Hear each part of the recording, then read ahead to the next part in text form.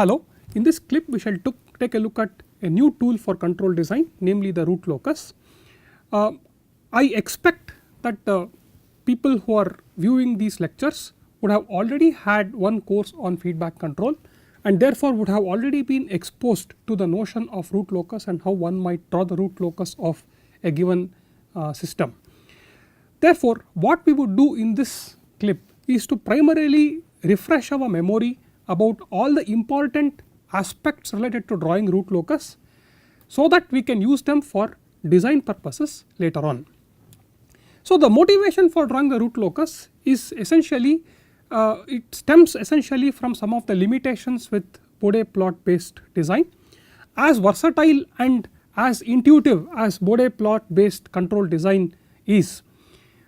there are a couple of limitations. One of the most important limitations is the fact that the Bode plot does not reveal the locations of all the closed loop poles of our system. It does however reveal the approximate locations of the dominant poles, because the gain crossover frequency and the phase margin together can give us information about the approximate location of the closed loop dominant poles, but as far as all the poles are concerned, it is not available from the Bode plots. And this brought us some trouble, as we saw in the previous clip, because there were certain aspects to the closed loop response that we could not explain by simply looking at the Bode plot of the open loop system. Hence, the hope is that the new tool, namely that of root locus, would reveal to us the reasons why the closed loop response might behave in a certain manner if we choose a certain structure for the open loop controller and the plant. So, let us get started with defining root locus. What is root locus? Essentially, root locus is the set of points, the set of all possible locations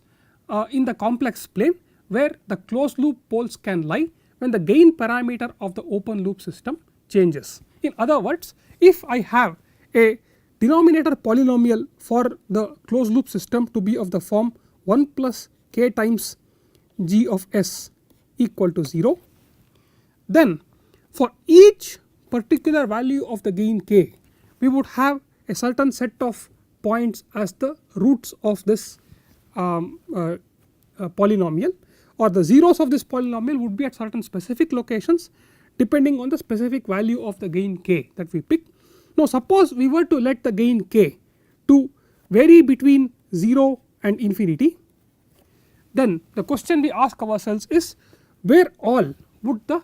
closed loop poles of this system, of our system, or equivalently the zeros of this particular transfer function 1 plus k times g of s equal to 0, where all would they lie? So, the root locus is the set of all points in the complex plane where the zeros of this particular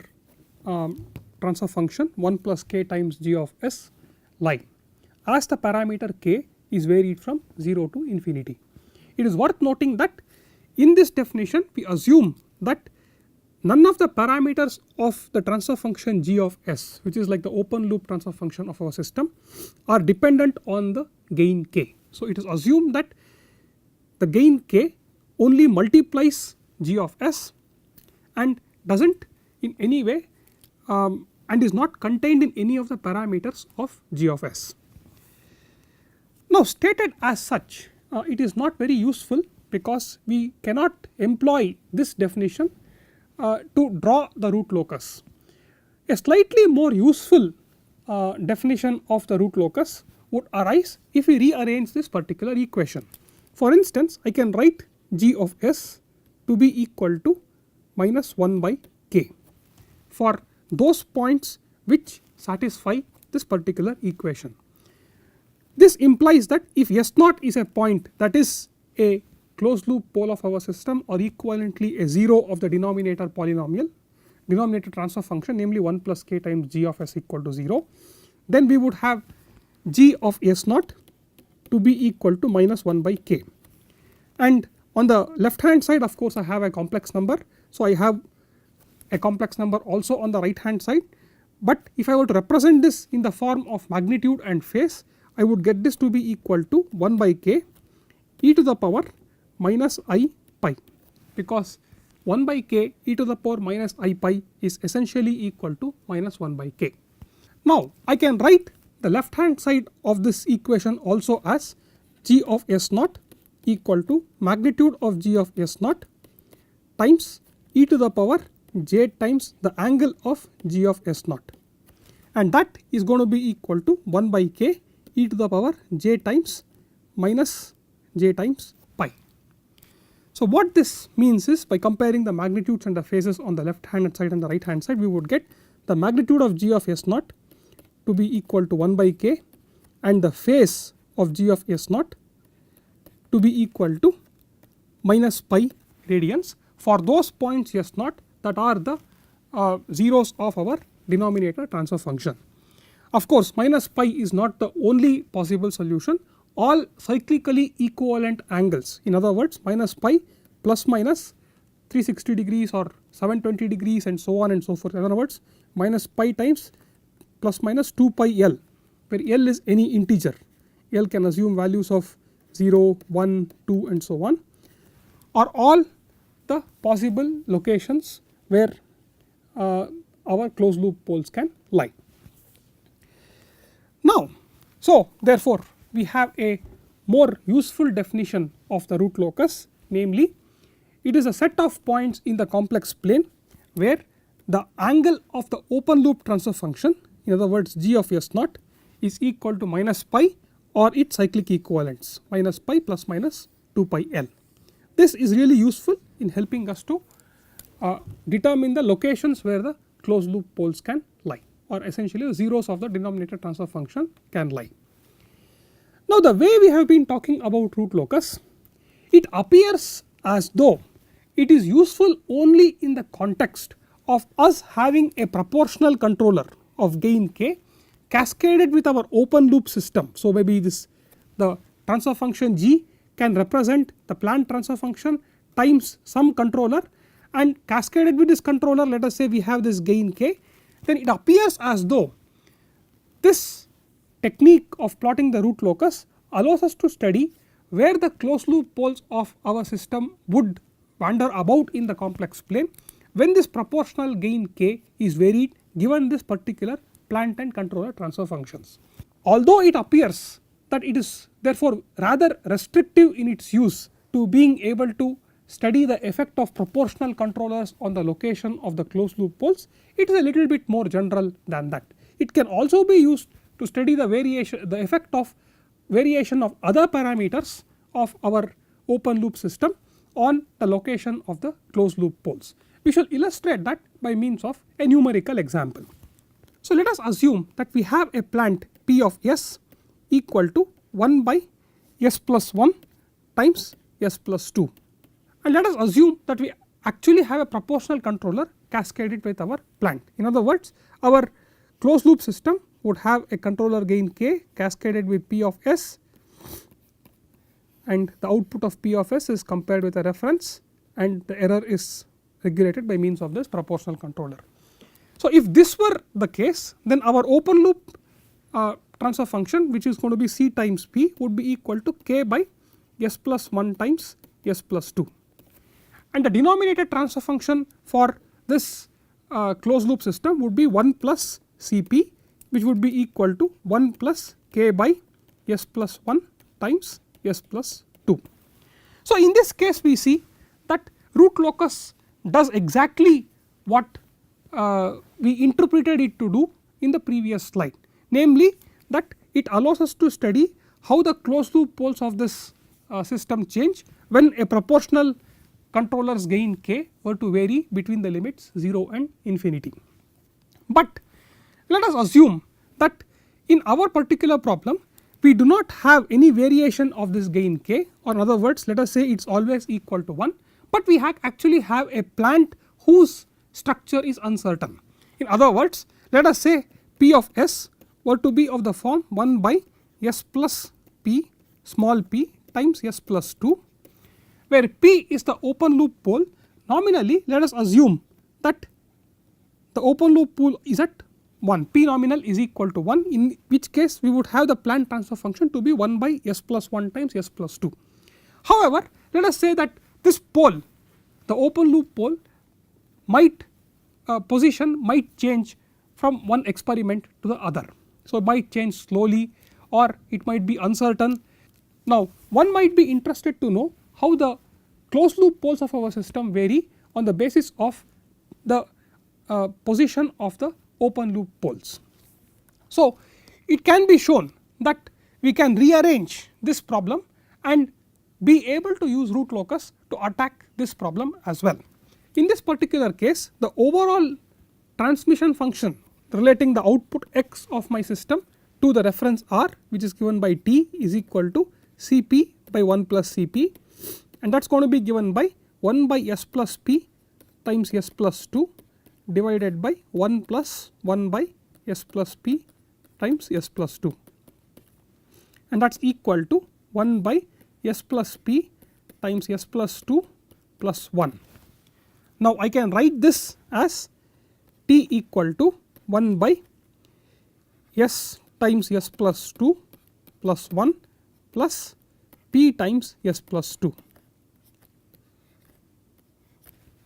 and this in turn can be written as 1 by s square plus 2s plus 1 times 1 plus p times s plus 2 divided by s square plus 2s plus 1. Now, if we focus on the term within the bracket 1 plus p times s plus 2 by s square plus 2s plus 1, we notice that we have this parameter p outside multiplying a particular transfer function, none of whose parameters are dependent on p. The other transfer function that is multiplying this term has its roots already known to us, but in this case suppose p were to be uncertain,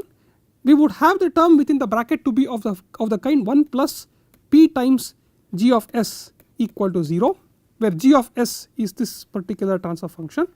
and once again we can think of this p as some kind of a gain and study therefore how the closed loop poles of this system would change when the parameter p varies. So, in this case kindly note that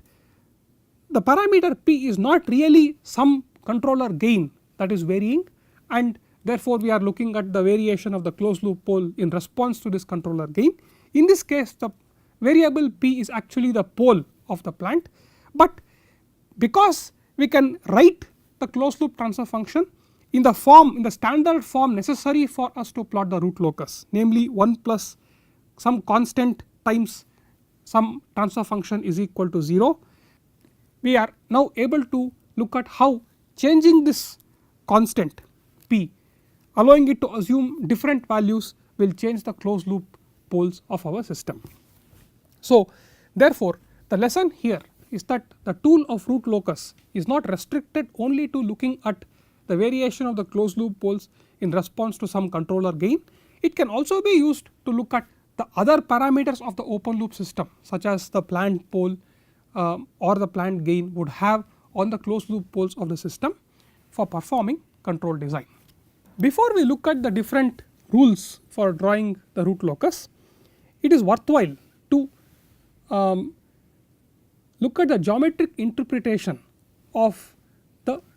equation that we wrote in the previous slide, namely that the angle of g of s is equal to minus pi plus minus 2 pi l, where l goes from 1 to 0, 1 and so on up to infinity. So, typically as we have seen in our previous clips, our transfer function g of s will be of the form some constant times s minus z1 times s minus z2 and so on and so forth. A general term would be of the form s minus zl, and let us say we have m zeros, then we would have s minus zm as the last term, divided by s minus p1 and so on and so forth up to s minus pn, assuming that we have n poles. Now, let us look at a general kth pole s minus pk in this expansion and locate it in the complex plane. So, this is the real part of s, this is the imaginary part of s, and let us say the point pk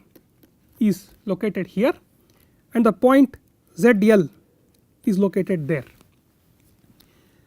Now let us consider a general point S in the complex plane. We note that the complex number S minus Pk is essentially given by this particular complex number, because this is S and that is minus Pk, therefore this guy will be S minus Pk. Likewise this complex number will be S minus ZL. So this complex number therefore represents S minus Pk, while that complex number represents S minus ZL.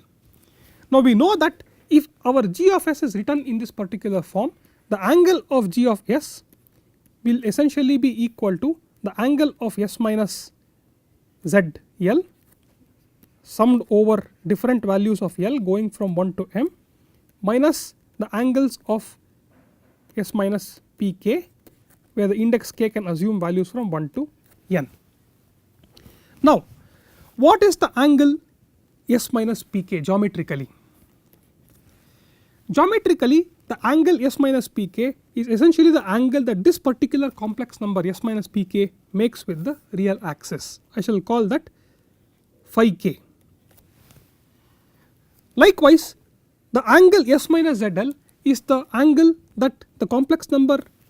S minus ZL makes with the real axis. I shall call that theta L. Therefore the angle of g of s is equal to sigma theta L, where L goes from 1 to m, minus sigma phi k, where k goes from 1 to n. So we note that if our transfer function g of s is represented in this particular form, we have this very nice geometric interpretation for the points on the root locus, because they are essentially the set of points in the complex plane where the algebraic sum of the angles subtended by the open loop poles and zeros at that point add up to minus pi or its cyclic equivalents. So when sigma theta L minus sigma phi k is equal to minus pi plus minus 2 pi L, where L goes from 1, 2 and so on and so forth, then all those points are points on the root locus, or in other words the root locus exists at points S where the algebraic sum of the angles subtended by the open loop poles and zeros equals minus pi plus minus 2 pi L, minus pi or its cyclic equivalents. We will notice later on when we are doing design that this geometric interpretation is very useful in performing control design and making sure that our closed loop system has provided we can cast the problem in the standard form necessary for plotting the root locus, namely 1 plus some constant times some transfer function is equal to 0. Now let us briefly refresh our memory on how one might draw the root locus for a given open loop transfer function. You might remember that we adopt a set of rules to draw the root locus for the given transfer function. So let us lay down all these rules, the important rules one by one, because we would be subsequently using one or more of these rules for plotting our root locus. So the first rule, rule number 1, is that you have as many branches to a root locus as the degree of the denominator polynomial of your closed loop system. That is because if you have a denominator polynomial for the closed loop system to have a degree n, then you have n zeros for this polynomial, or in other words you will have n closed loop poles, and each of these closed loop poles in general will change when the gain open loop gain k were to change. Therefore as the gain k is varied, each of these closed loop poles will trace their own particular trajectory in the complex plane, and therefore we would have n branches to the root locus of this system. So the first rule is that the number of branches of the root locus, which essentially refers to the trajectories of each of these n closed loop poles of our system. The number of branches of the root locus is equal to the degree of the denominator polynomial of the closed loop system.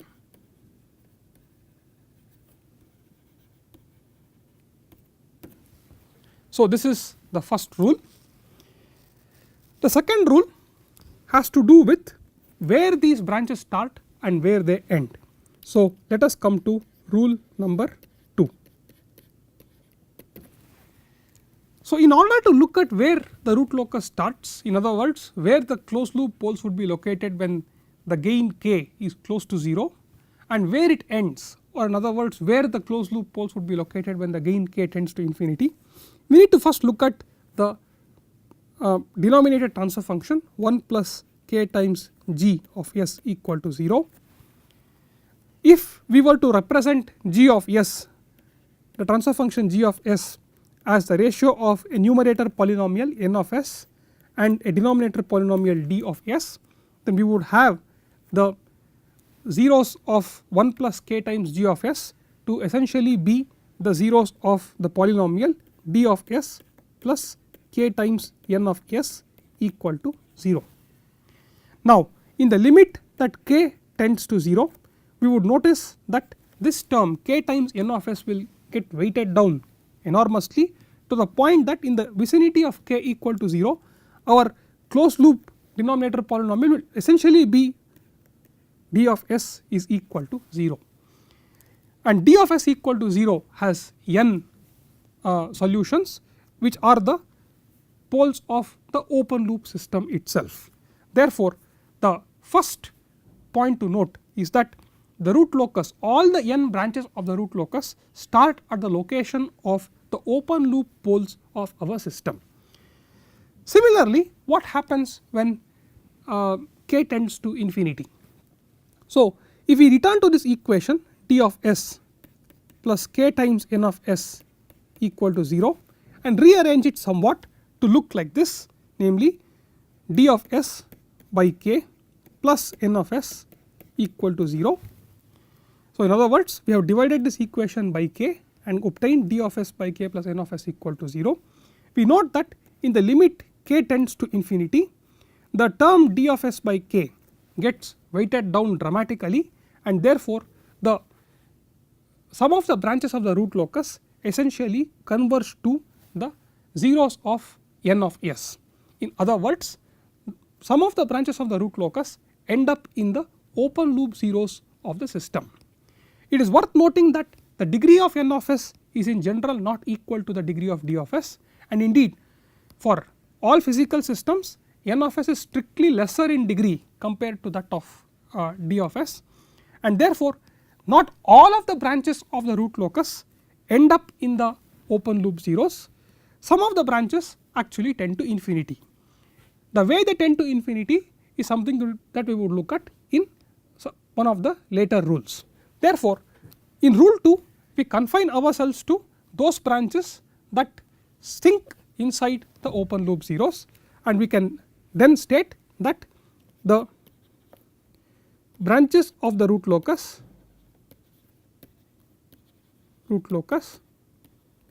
always start at the open loop poles of the system, which are essentially the zeros of d of s.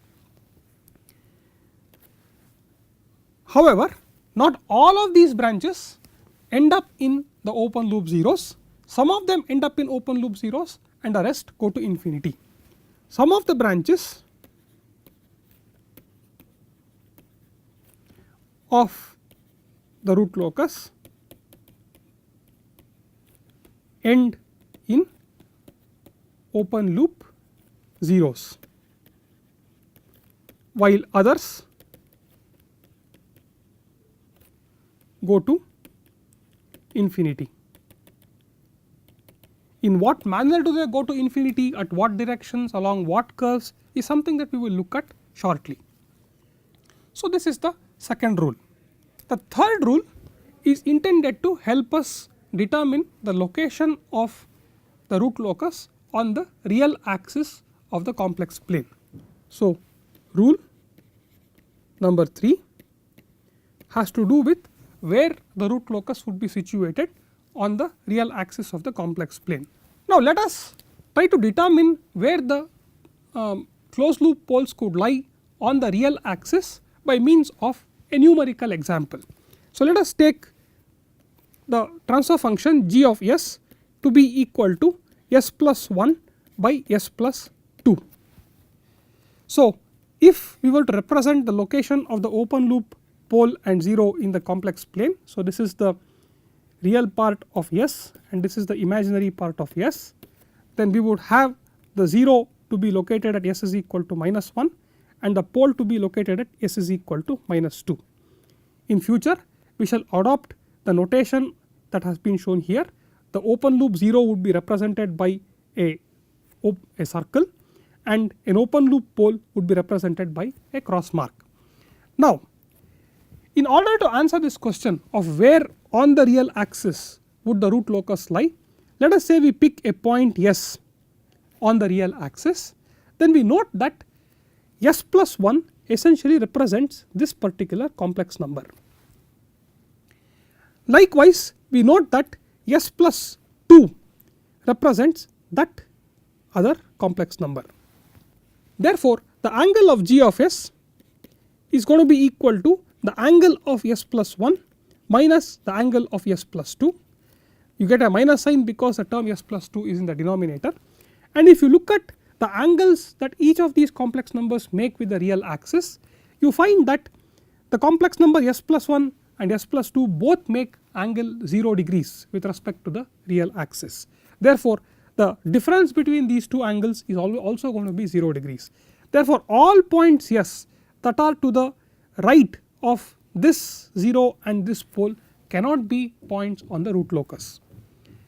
In contrast, let us say we pick another point s that is somewhere midway between these two, the 0 and the pole pair. So, if this is the point s, then we note that the complex number s plus 1 represents this particular complex number and the complex number s plus 2 represents that particular complex number. Now, the angle that the complex number s plus 1 makes with respect to the real axis is going to be equal to plus pi radians. Likewise, the angle that the other complex number s plus 2 makes with respect to the real axis is going to be equal to once again 0 radians. Therefore, when I take the difference between the angle of s plus 1 and s plus 2 for points s that are between this open loop pole and this 0, we notice that it is going to be equal to pi, and this indicates that all points that are between this open loop pole and 0 are points on the root locus. Now, likewise, if we consider a third point that is to the left of both the open loop 0 as well as the open loop pole, we see that the complex number s plus 2 refers to this particular complex number, the complex number s plus 1 refers to that particular complex number, and they both subtend an angle of 180 degrees with respect to the real axis, and therefore, the difference between the angles subtended by each of them will be equal to 0. Therefore, all the points s that are to the left of the open loop pole and 0 also cannot be points on the root locus. Now, we can take other examples and clearly see that there would be a trend as far as where the closed loop poles, where the root locus can exist on the real axis, and that is given by rule number 3. The root locus exists in regions of the real axis that have an odd number of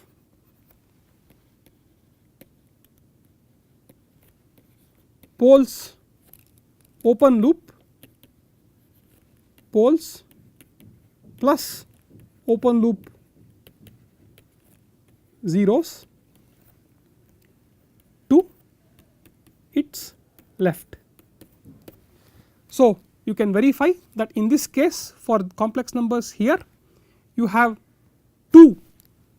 namely 1 pole and 1 0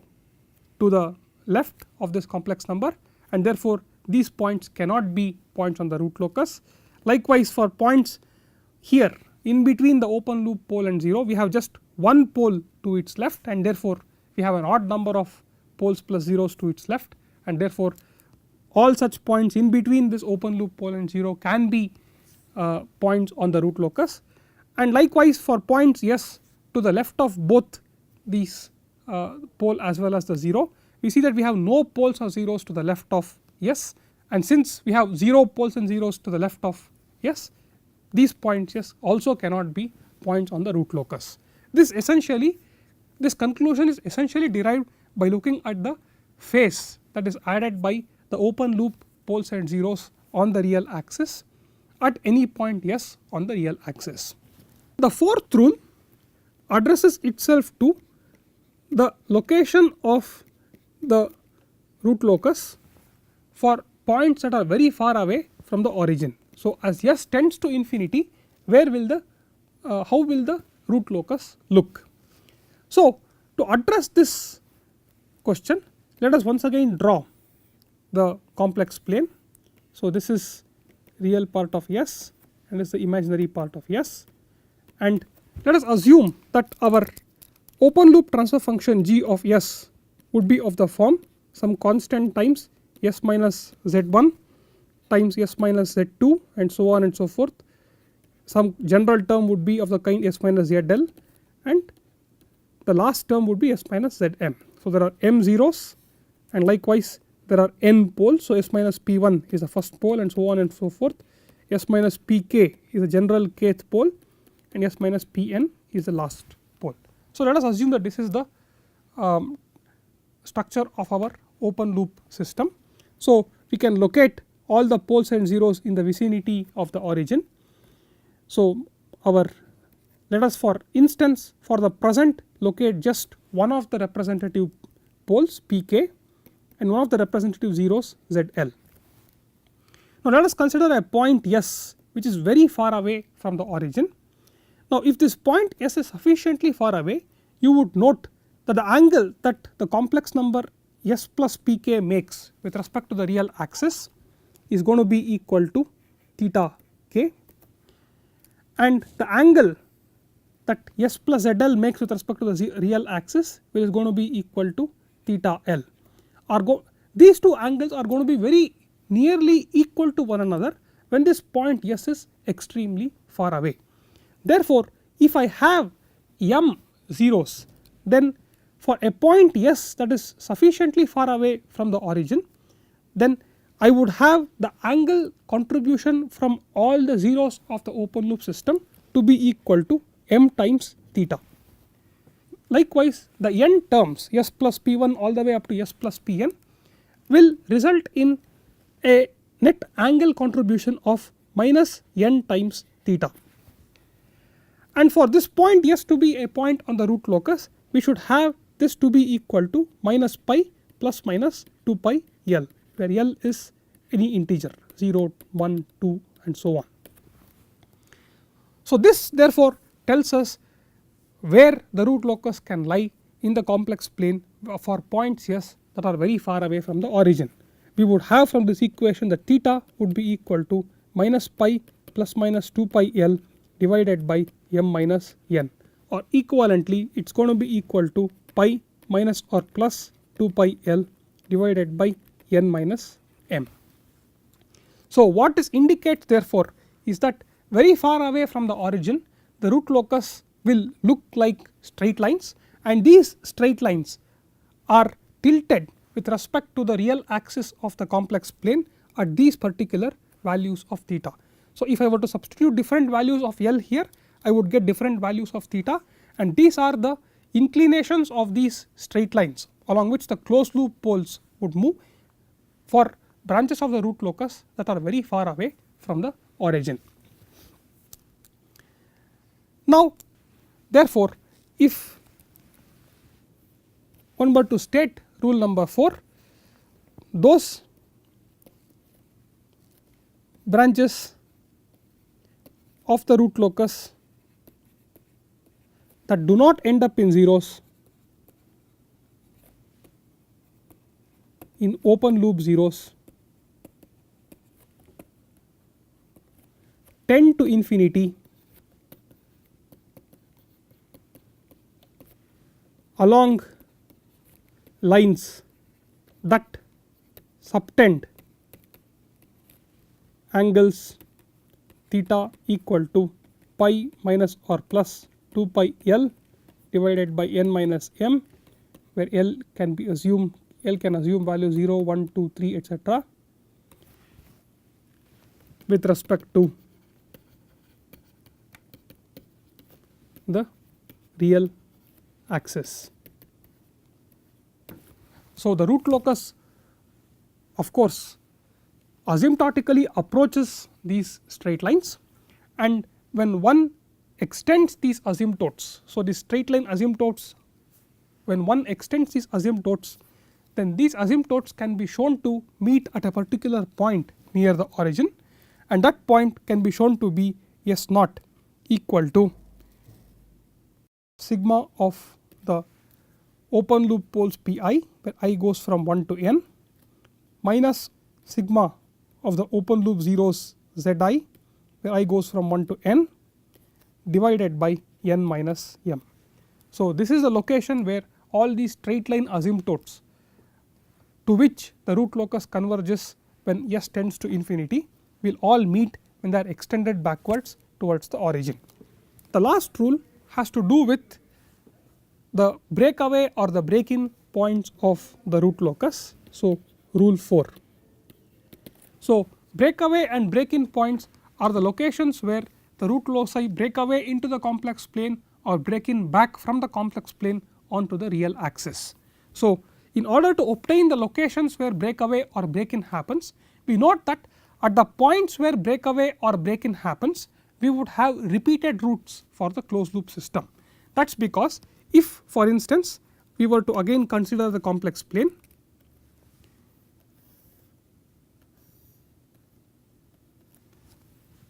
so suppose we have a set of open loop poles and zeros along the real axis. Let us say we have one branch of the root locus starting from one of the poles open loop poles, another branch starting from another open loop poles. The point where they meet and the breakaway is a point where you would have two closed loop poles of identical position. So, in other words, you would have repeated roots for the closed loop system. Since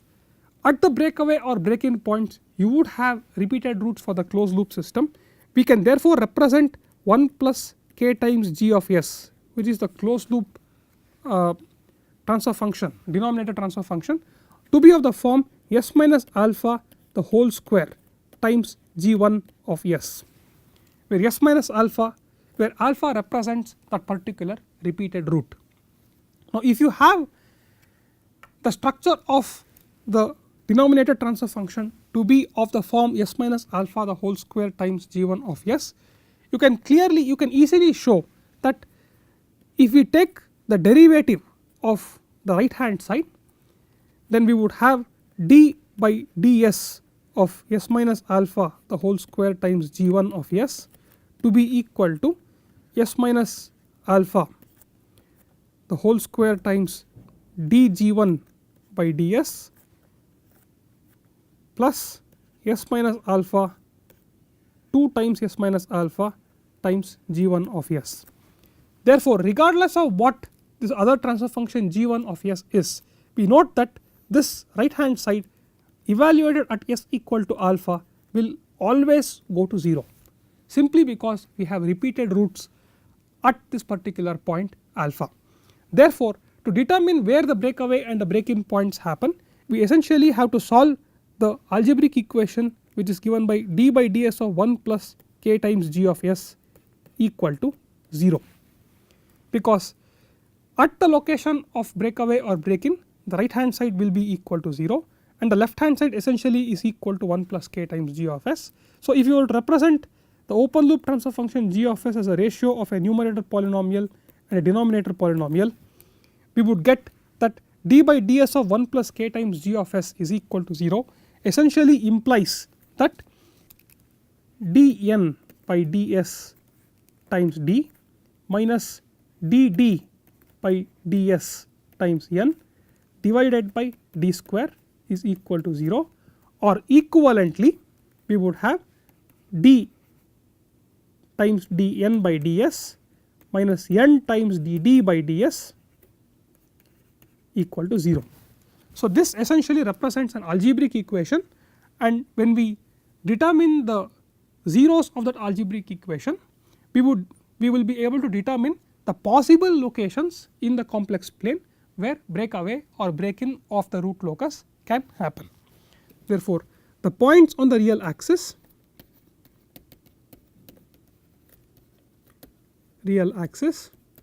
where the root locus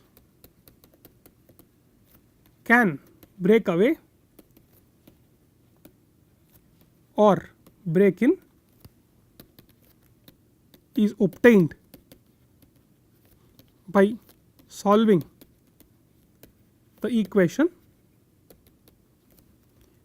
d times dn by ds minus n times dd by ds is equal to 0, where g of s, which is the open loop transfer function, is equal to n of s by d of s.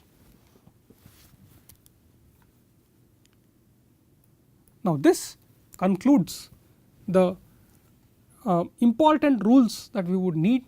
in order to draw the root locus for the systems that we would be considering in this lecture. We shall now take a look at some of the typical root loci. So, the first example that I have considered is p of s is equal to s plus 1 by s plus 2.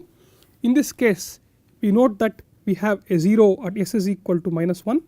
and a pole at s is equal to minus 2, and we can easily verify that the angle criterion is not met on either the right side of both the pole and the 0 as well as on the left side of both the pole and the 0. It is only in between these two that the angle criterion is met. So, the root locus for this case is a straight line that connects the pole to the 0. So, it k tends to 0, k is equal to 0 at the location of the open loop pole, and k increases as one moves towards the open loop 0, and at the location where the open loop 0 is located, k will be equal to infinity. In the second example, we have considered a second order system, p of s is equal to 1 by s square plus 3s plus 2, and one can easily see that this can be written as 1 by s plus 1 times s plus 2. Therefore, the open loop system has two poles, one at minus 2 and the other at minus 1. So, we would have root loci starting from each of these open loop poles. Root loci will meet at a certain point and then break away into the complex plane. Now, if we were to consider any point in the general complex plane, we note that if this point lies on the perpendicular bisector of the line that connects the two poles, then the angle subtended by this, the first pole, namely at s is equal to minus 2, will be given by this particular angle, and the angle subtended by the other pole will be given by that particular angle, and by symmetry this angle plus that angle will be equal to 180 degrees. In other words, therefore, in the complex plane, in the general complex plane, the root locus essentially will be the perpendicular bisector of the line segment that connects the two poles. Therefore, the root locus looks as shown here. it is worth noting in this case that for a second order system you can never have instability, because the root locus is at best parallel to the imaginary axis and it never crosses the imaginary axis. In the third example, we have considered a second order system with 1 0 and 2 poles. So, we can write P of s as s plus phi divided by s plus 1 times s plus 4. So, you have 2 poles s plus 4. So, you have 2 poles, one at minus 1, the other at minus 4 and a 0 at s is equal to minus 5. We note that the root locus starts from the open loop poles, they meet at a particular point, they break away into the complex plane and they move along this particular circular trajectory. They both break back into the complex plane, one of the trajectories then sinks into the open loop 0 and the other one goes off along the negative real axis towards minus infinity. Now, these are just a small set of examples that we have considered just to refresh our memory about drawing the root locus for typical plants and controllers that we might come across while doing our control design. In the next clip, we shall look at the application of root locus. Thank you.